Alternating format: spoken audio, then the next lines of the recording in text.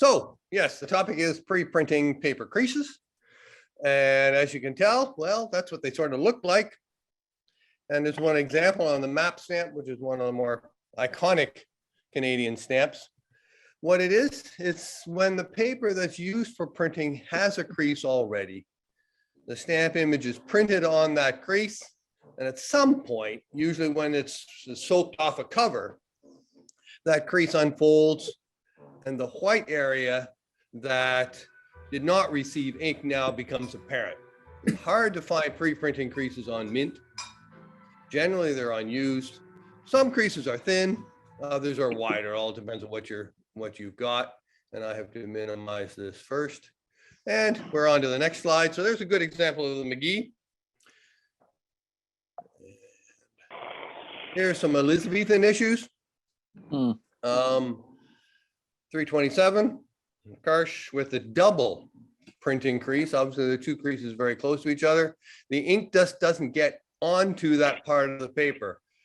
340 at the bottom, it shows a very, very wide crease, but you can see it also then affects the perforations because it's perforated with the crease. Oh, yeah. And then as it's used and soaked off, then of course it unfolds and now the perfs don't line up anymore. And you've got this very evident and dramatic too. It's a dramatic error, flaw, whatever you want, variety.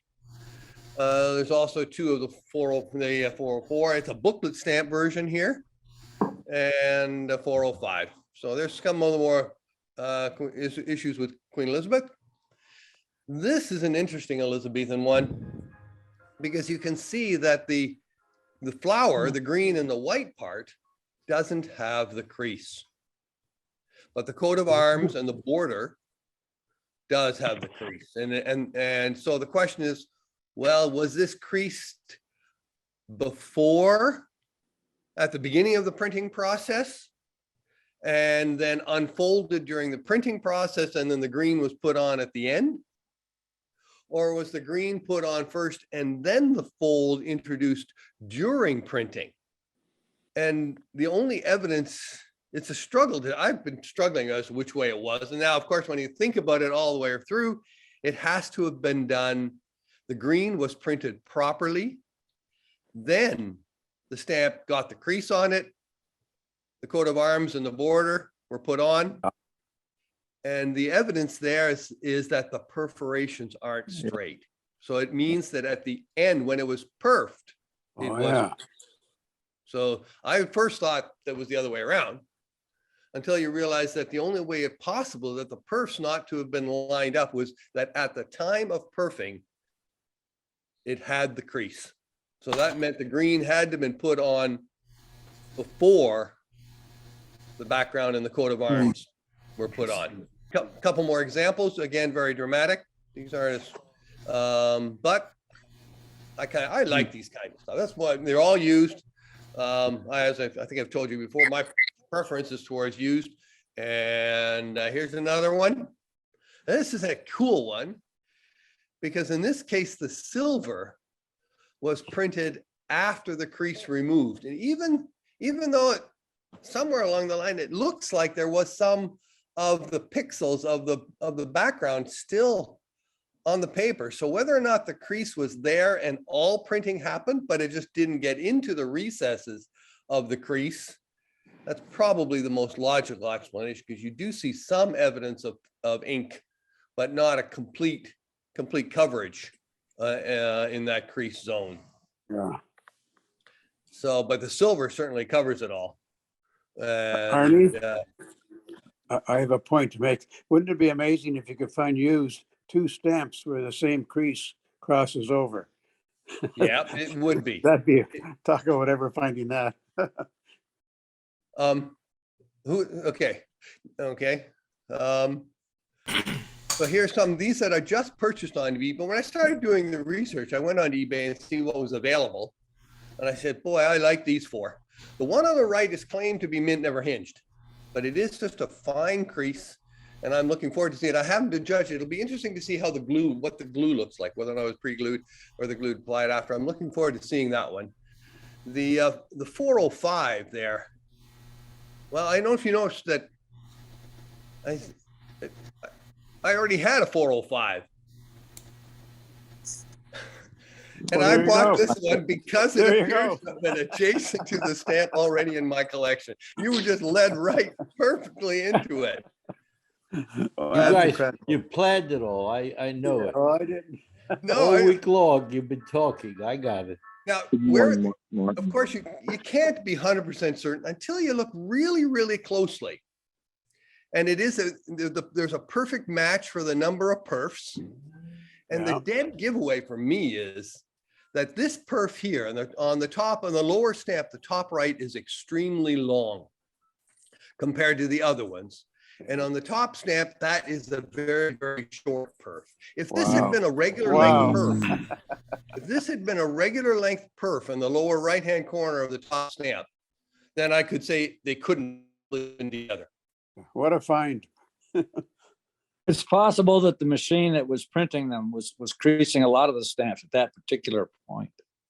I hate to rain on your thing, but Yeah, it's possible. It's possible. I'm looking forward to putting these two together. Waiting for the other one to arrive. In fact, I just bought the bottom stamp. So I bought that from Lewis. He's a dealer on eBay. it also looks to me as if the top stamp crease is slightly wider than the bottom one. We'll see. That all could be a part of the magnification too. I mean, Yeah. because I'm just blowing With the angle, yeah. Yeah, there's all kinds of variety, but it's very suspicious when you see long, short perfs and long perfs. Yeah, yeah. And Now, so what about the cancellation? Oh, the cancellations would be they were separate, used on wouldn't two it? separate letters. There's no Yeah, reason for the yeah. cancellation to have been on they're both used, but the cancels are different from, obviously they were used on different letters. What's So the it chance will of be- that? Yeah, there's even down here, there's a bit of a slope to that perf and there's an upward slope to this one. This is a fat, so this is long and short. This is short here. Everything points to that this is highly possible. Not guaranteed, but nothing in life is guaranteed, but it's still used. Good detective work, Arnie. I'm agreeing with you as I look along at the perfs. They all seem to be brother and sister, I'll tell you. Or I mean, they could be from the same sheet though, right? Still. Yeah. All kinds of possibilities. What did that cost you? Oh, they cost about $100. Oh, Wow. they cost around about $100 each. There are also, Lewis is selling a bunch of these. They're listed on eBay as having pre-printed crease. And I communicated with them that I'm not quite as convinced that they are pre-printing creases. Some of them certainly are genuine. The ones that have the white stripe, certainly guaranteed. The others, these ones don't have the white stripe. And here's a close-up of one. It's claimed to have a triple paper crease on and well, at least you can see these creases. Is that just folds that happened in handling? Or they is look that like actually a post-printing. pre-printing crease? A triple crease. And some of these other ones, are they pre-printing creases or are they creases that came after soaking? I've put creases on stamps when I dry them if I don't flatten them out properly. Yep. Been there, done Um, that. So They I'm look not like sure. post printing to me. Right. I had to, my druthers, if I had my druthers, I'd say they're more likely post printing. Yeah. This one, the next one is my last slide basically, and it is also the prize of the collection. It's a pre-printing crease, paper crease with the plate flaw. The 76 is this 2-cent Queen Victoria in purple.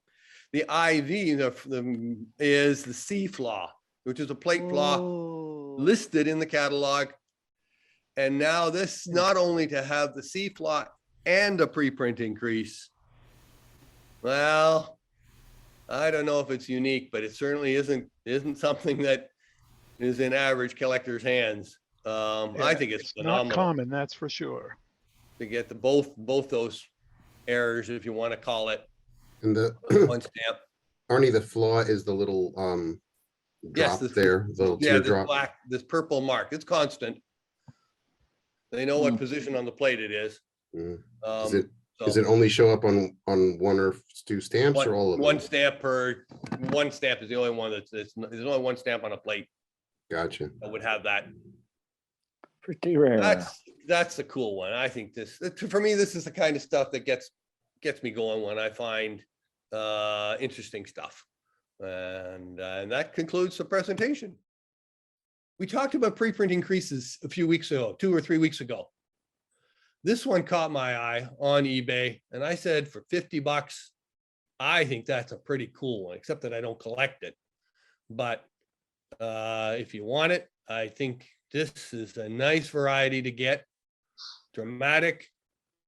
And for $50, I think it's a money well spent. I don't know how common it is, but I saw it on eBay. I think someone else, especially since we talked about them 2 weeks ago, all the different varieties with pre-printing creases, I thought I'd highlight that one.